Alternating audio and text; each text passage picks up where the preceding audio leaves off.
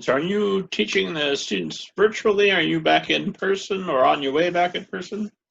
Virtually, yeah, and we'll see how long that lasts. But my school, I think they've made the right call, and they've done a really good job of actually surveying the families and figuring out what the families want to do, asking us and actually listening to our input. And I think that both families and teachers just felt like this was sad. Like none of us got into teaching to be miles away from our students, but that this was just where we are right now and what we need to do for everybody's sake. And Mari, same question. How is, now that we're talking COVID-19 and the pandemic, because eventually all conversations get there. This year, we're talking either pandemic or did you know there's an election? That's coming up too. So those two things eventually will rear their ugly head in any conversation. How is that impacting North Star editions, and how is that impacting what you do? Yeah, so we've been able to kind of keep on keeping on. We're all working remotely. I mean, with publishing, I think it's a little bit easier than some other professions to work remotely. A lot of the people that we work with were already working remotely, and obviously I don't even have any authors currently working for me that live in my state. So always contacting them via phone and email anyway. But I think one of the big things that has happened in relation to COVID-19 was we had to move some pub dates out, so the publication date. So we had a lot of books that we were planning to release in the spring, and just because everything was so kind of tumultuous during the spring, we were concerned that it might not be a good book buying time and people might not be buying books. And we were also hoping that by moving pub dates out, some of our authors might be able to do in-person events when things aren't so much in lockdown, which is something that is really important to a lot of authors and also just a good place to drive sales for a book. So we ended up moving out the pub dates for several books, some into this fall season. And, unfortunately, a lot of those authors still aren't able to do in-person events. But I think that I think people kind of figured things out a little bit more. And so they have opportunities to do more virtual things that everyone's a little bit more comfortable with now than they might have been in the spring. And then we also have a couple books that got moved even further out into spring 2021.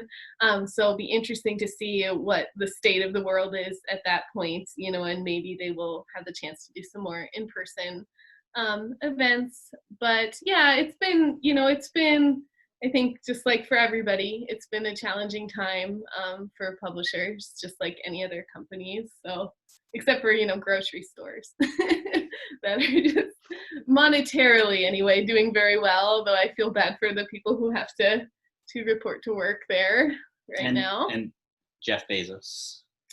Yeah, let's not talk about him. So, several billionaires have done quite well throughout the pandemic, so. Good guillotine. We could sort out this wealth inequality problem. Anyway. Talking about making authors more wealthy, let's talk promotion strategies during quarantine. So, Mari, I'll start with you, and then we'll come back to Patrick, who's actively promoting a book. So, Mari? Yeah, so it's just been different. We've always kind of done a lot of promotion through like Instagram and, other social media opportunities. So we do book trailers for all our books, and we do sometimes giveaways for like retweeting the book trailer. So that kind of goes up on social media. So we already were always kind of using social media as one of our kind of top marketing opportunities.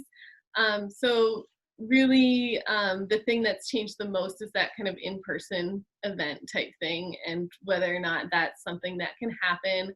I know we've had some authors do virtual events for their book release, and I think that's worked fairly well, but it's just not the same thing, as being in person, and the author being able to like meet the author one-on-one, and they sign a book.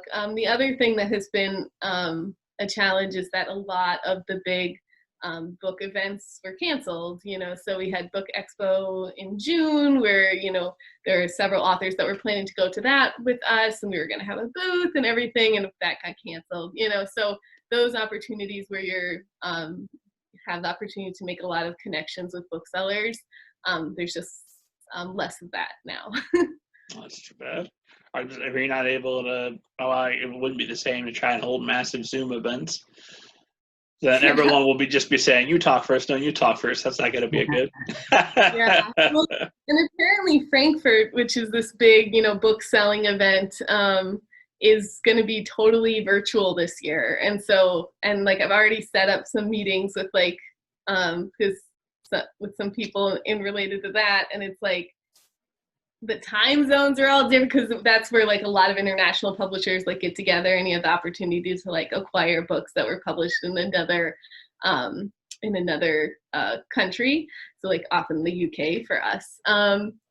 And we've only done a little bit of that, but it's funny because it's okay, I have this UK publisher, who wants to have a meeting with me, but then it's okay, well, what's the time zone difference? Who's going to be up late or what? So it's a whole new world.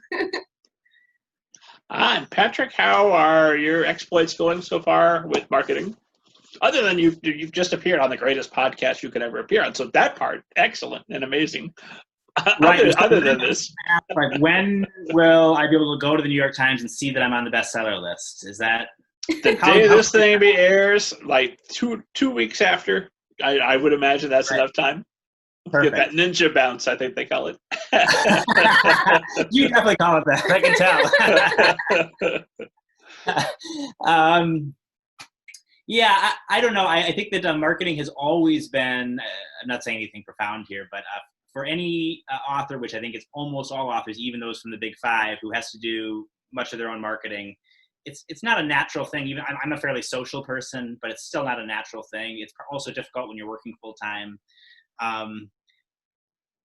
So definitely the state of the world right now has meant that I'm not doing any in-person stuff. I haven't gone on any tours. I haven't done a book launch. I haven't gone to the expo kind of things.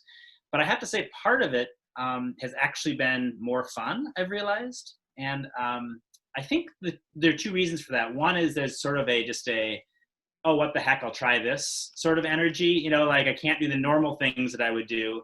So I've felt somehow more might as well just try and fail at stuff. And then that kind of brings the second thing, which is I felt like I've won more, not just creative, but